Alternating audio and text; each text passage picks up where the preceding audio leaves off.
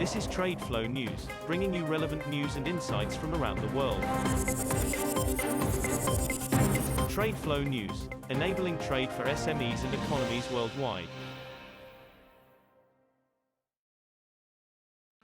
These are some of the key topics that we will be looking into in today's program.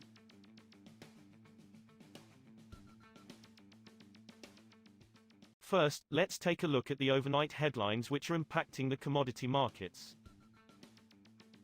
China's annual crude oil imports slid 5.4% in 2021, dropping for the first time since 2001, as Beijing clamped down on the refining sector to curb excess domestic fuel production while refiners drew down massive inventories.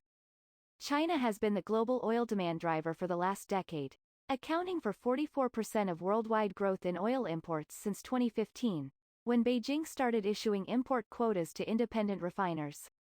Benchmark Brent crude oil weakened slightly to $84.40 per barrel in the wake of the data release. The fall in shipments into the world's top crude importer, to 512.98 million tons from 2020's 542.39 million tons, was shown in data from the General Administration of Chinese Customs on Friday. Oil futures settled higher on Friday, boosted by supply constraints and worries of a Russian attack on neighboring Ukraine, pushing prices toward their fourth weekly gain despite sources saying China is set to release crude reserves around the Lunar New Year.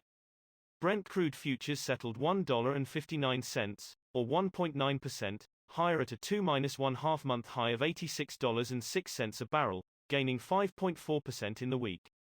U.S. West Texas Intermediate crude gained $1.70, or 2.1%, to $83.82 per barrel, rising 6.3% in the week.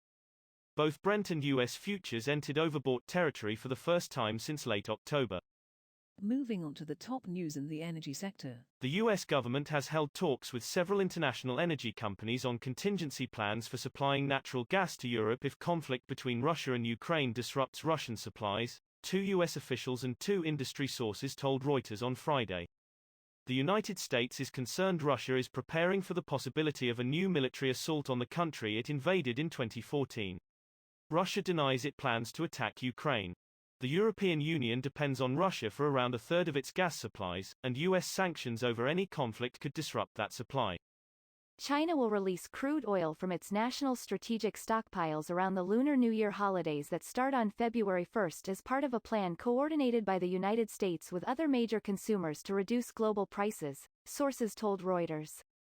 The sources, who have knowledge of talks between the world's top two crude consumers, said China agreed in late 2021 to release an unspecified amount of oil depending on price levels. China agreed to release a relatively bigger amount if oil is above $85 a barrel, and a smaller volume if oil stays near the $75 level, said one source, without elaborating.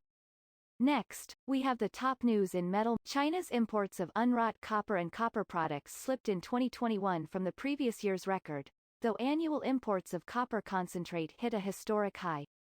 Imports of unwrought copper and copper products for the year totaled 5.53 million tons. General Administration of Customs data showed on Friday, down 17.2% from 2020's record volume of 6.68 million tons. On a monthly basis, China's copper imports rose for a fourth straight month in December to 589,165 tons, up from November's 510,402 tons and its highest monthly level since October 2020 as a favorable price arbitrage window made bringing in overseas metal more attractive, said an analyst. China's iron ore imports dropped in 2021, down 4.3% from the previous year's record annual high, as steel production curbs imposed to combat pollution dented demand and pulled prices of the key steelmaking material off historical highs. The world's top iron ore consumer brought in 1.12 billion tons of the commodity last year, compared with 1.17 billion tons imported in 2020, data from the General Administration showed on Friday. For December, China imported 86.07 million tons of the raw material, down 18% from November, the data showed. We will now look at the top news in the agricultural sector. Chicago Board of Trade soybean futures slumped on Friday to their lowest price in more than a week under continued pressure from forecasts for rain in dry South American growing areas, analysts said. Soybean futures have retreated about 3% since reaching July highs a week ago on concerns about dryness reducing harvests in southern Brazil and Argentina.